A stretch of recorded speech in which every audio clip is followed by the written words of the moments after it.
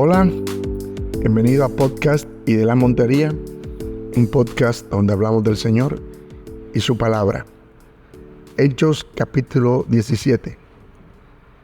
Sigue relatando el segundo viaje misionero de Pablo y cubre 3 ciudades importantes este viaje o esta parte de su viaje: Tesalónica, Berea y Atenas. Y en cada una de ellas, Pablo presenta el mensaje del Evangelio a diferentes audiencias, adaptando su forma de presentarlo para que se ajuste a las características de cada contexto cultural y religioso. Del verso 1 al 9, Pablo y Silas están en Tesalónica, donde Pablo predica en la sinagoga durante 3 días de reposo seguidos. Expone las escrituras y muestra cómo éstas profetizan sobre el Mesías que debía sufrir y resucitar. Algunos judíos, griegos devotos y varias mujeres nobles se convierten, pero otros judíos reaccionan con hostilidad. Estos últimos generan un alboroto en la ciudad y acusan a Pablo y Silas de subvertir las leyes de César, lo que lleva a la captura de Jasón y otros cristianos. En Tesalónica, Pablo apela a la autoridad de las Escrituras para predicar a un público que ya estaba familiarizado con el Antiguo Testamento. La oposición judía muestra la resistencia de algunos al mensaje de Cristo, mientras que los nuevos creyentes reflejan la apertura de otros al Evangelio.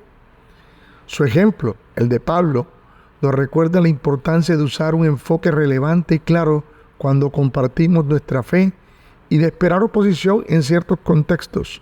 Nos enseña a perseverar en el mensaje, confiando en que habrá quienes respondan positivamente. De ahí pasan a Berea y también predican en la sinagoga. La Escritura describe a los bereanos como personas de mente abierta que reciben el mensaje con disposición y lo verifican a través de las Escrituras. Muchos de ellos creen y tanto judíos como griegos se convierten. Los bereanos son elogiados por su actitud noble y por escudriñar las Escrituras diariamente.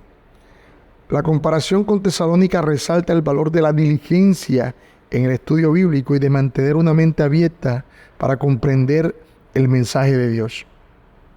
La actitud de los bereanos nos enseña a ser proactivos en nuestro aprendizaje y a verificar lo que escuchamos a la luz de la palabra. Como creyentes debemos examinar con discernimiento los mensajes que recibimos y profundizar en la Biblia para fortalecer nuestra fe. Finalmente, Pablo y Silas llegan a Atenas y Pablo ve que la ciudad está llena de ídolos. Se involucra en debates tanto en la sinagoga como en el mercado. Finalmente es llevado al Areópago, donde pronuncia un discurso utilizando elementos de la cultura griega, como el altar al Dios no conocido, para poder introducir el Evangelio. Habla de la soberanía de Dios, la creación y la necesidad de arrepentimiento, concluyendo con la resurrección de Jesús. Aunque algunos se burlan, otros creen, como Dionisio y Dámaris. En Atenas, Pablo adapta su mensaje a una audiencia de filósofos y religiosos, resaltando la importancia de conectar el mensaje del Evangelio con las creencias y valores de la audiencia. Cita poetas y habla en términos de la cultura griega.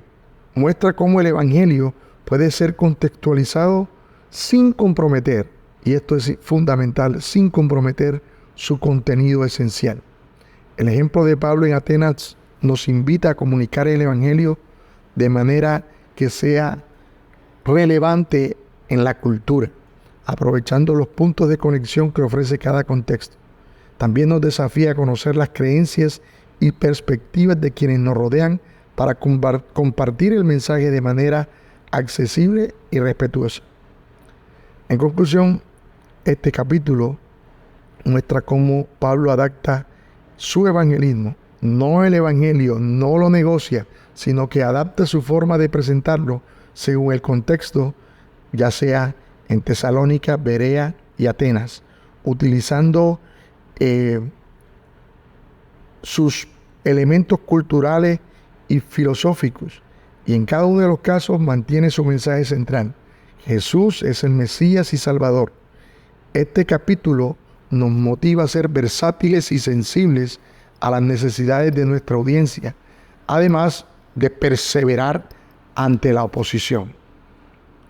También nos recuerda la importancia de una fe informada y genuina que resista los desafíos y que use las oportunidades para testificar del Evangelio.